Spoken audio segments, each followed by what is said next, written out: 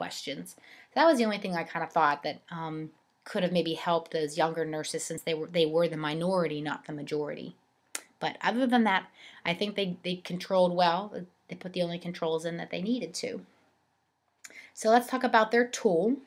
They did a QT knowledge test, and I talk about it here. At the beginning of each class, nurses completed the QT knowledge test pre-test.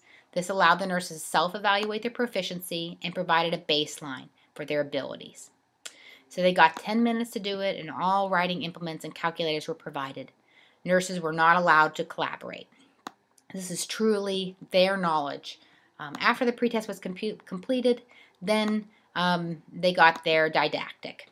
All right, so let's look at what this their knowledge test was. So they don't really talk about how their knowledge test, and they do rhythm strips on it, and then they don't really talk about how they made this. They did. They based it on their didactic presentation, which is Classroom, and they talked about the drugs and all those things, and then they made this test. So it would have been nice if they would have got the American Heart Association or American Critical Care Nurses, if there would have been a already made tests that had been used before on lots of nurses. They really showed that they captured their knowledge. But this, they made their own, and so that's always a worry that it has not been used before. And they could have piloted this on a small group just to make sure that they got the validity, but they didn't do that. They did, however, if you look here, that they did get an expert opinion. So they did get content validity. Remember, that's what that's called, content validity, through an expert consultation. But it would have been nice if they would have piloted this on a small amount of people just to make sure that they captured, and it really did show that if they knew these 8 things, remember they gave it these 8 fixed responses, and they knew those 8 things, that they really did understand about those 3 problems that cause, most likely to cause torsades. And then those 5 questions regarding the skills, that those 5 questions really did capture that measurement. They did get that expert opinion, which is good, but I really wish they would have piloted, but that's all. I think it's a good tool nonetheless. Are there positives or threats to internal validity? So, internal validity, did they measure what they were supposed to measure? And so they did do the pre-test and the post-test design, which is good because it shows that there is that there's a change from baseline. So it does say that we captured something new. So they didn't know it before, so now they know it now. So it does show that the tool is valid in capturing. They also got content validity, although it would have just been really nice to say that it worked in this small group and now we use it on the big group, but I'll stop harping on that. There is no history maturation. There is no problem with that, and I think that there is a sample that is a convenient sample. So of course we always have a worry about selection bias. How is this generalizable to the rest of the world? Well, this is a quasi-experimental design. It's not a true experimental design, but it's still really good. So I think that this design, being a quasi-experimental design, does help us to make this much more generalizable to the outside world. I would say from this that that a lot of nurses, if these 480 well-educated, well-experienced nurses don't know, I bet a lot of nurses don't know as well. So I think that this could capture a lot of nurses, although it is a convenient sample in one place. So that's always a worry as well. So the population does seem to reflect nursing, and I think that this is, of many of the studies that we have had, this is probably our most generalizable study. Did the authors have statistically significant data to support the conclusion? So I'm going to pause it and I'll find it. So if we just look at the quiz, those 8 questions that they got the content validity on from the expert did show that knowledge increased. So we can say 59% knew question number 1 before, and now 99%. 27% knew, now 70%. So even though these numbers aren't the greatest, 70% still don't, 30% still don't know, which is kind of scary. This one's kind of scary too. The risk for Torsades at this point is greatest with the ibutyl after return from sinus rhythm, long pause. Almost half still don't know the answer to that, but it doesn't mean that that their education was bad. They just need to beef it up in those areas to make sure that everybody. I'd rather see 100 just like this. 100s is really where we want their knowledge to be. So it does show that there was improvement in every single category. All right, so statistical analysis down here.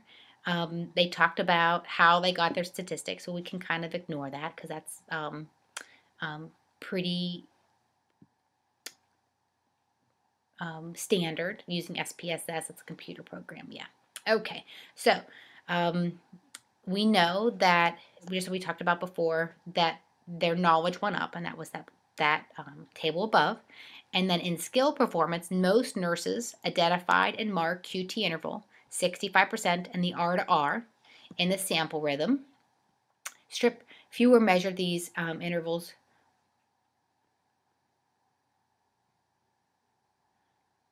Oh, I'm sorry, here we go. Fewer measured those intervals correctly. So that was the pretest. And then after education, the mean total score on the pretest, we talked about that already above, that all nurses were able to correctly identify the prolongation of the QT interval as being a risk for Torsades. So that was statistically significant, and of course it would be. It's right here. I mean, to go up from 59 to 99 is statistically significant. So they talk about all of those post-test measures there in that table. On skill performance, the nurses also improved significantly. So here's that p-value. So we know that there is a significance here, that 91% of nurses correctly marked the QT interval and 90% marked the R to R interval. So they had statistically significant results when it comes to skill performance, and they had statistically significant results when it came to their quiz. So that means they really did show a difference between those two scores, that the nurses really did learn something and do better, and it was even statistically significant, which is harder than clinically significant. So here, the correct calculation of the QT interval also improved significantly, with 52% of the nurses doing that measurement correctly. Although that's only half of the nurses, that's better than how they started out. So exploration of the QTC interval calculation revealed that 4% made no attempt, 11% grossly incorrect, 33% marked and measured the QT and the RDR intervals correctly, but could not do the formula, could not do the math. So they didn't have a statistical significance in the last measurement. However, remember it was the QT, the R to R, and then the QTC. And this last QTC, they did not calculate that correctly. So that's clinically significant, meaning that they didn't improve. And so as far as their education goes, maybe it needs to be longer than an hour. Maybe it needs to be more than just one day. And maybe they need to spend more time on that QTC. So what this paragraph that I've highlighted right there says is that these nurses, there is no statistical significance between the before and after. So it was like the education didn't do any good. And that's a shame. And that really does make a nurse educator kind of cry inside, that you don't have any statistically significant results between the two groups. However, it really does open my eyes as an educator and say, I need to do better to get them to get it. All right. So how does this contribute to my nursing knowledge? First of all, it's kind of scary that many of the nurses aren't start out, if I scroll up, that only 59.6% knew that a QT interval prolongation made somebody at risk for Torsades, made them at risk for sudden cardiac death. That's kind of a scary number.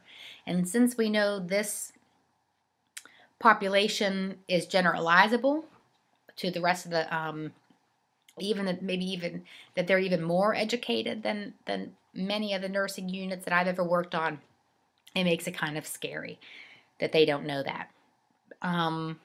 So that being said, I think that what this says to us is that nurses need continuing education, that nurses need not just to have a, a start to their education, but it needs to continue. They need to not just have a 1 hour possibly, that they need to have more than one. So our results highlight the importance of practice issues. First, at baseline, fewer than half the nurses were able to measure this correctly. These two components are essential in calculating the QTC correctly. And then once they did be able to measure their QT and their R/R, they still weren't able to do the math. So that is approximately 30% of nurses were still unable to measure the R/R correctly, and then they weren't able to get that QTC. So it really does tell us that we need more education, and it isn't just a 1 hour quick fix, that some of our nurses are going to need even better or even more intense education.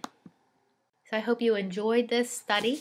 I hope you enjoyed reading it. If you have any questions, please do not hesitate to give me a call and we'll discuss. Hope you have a great day. Thanks for listening. Bye, guys.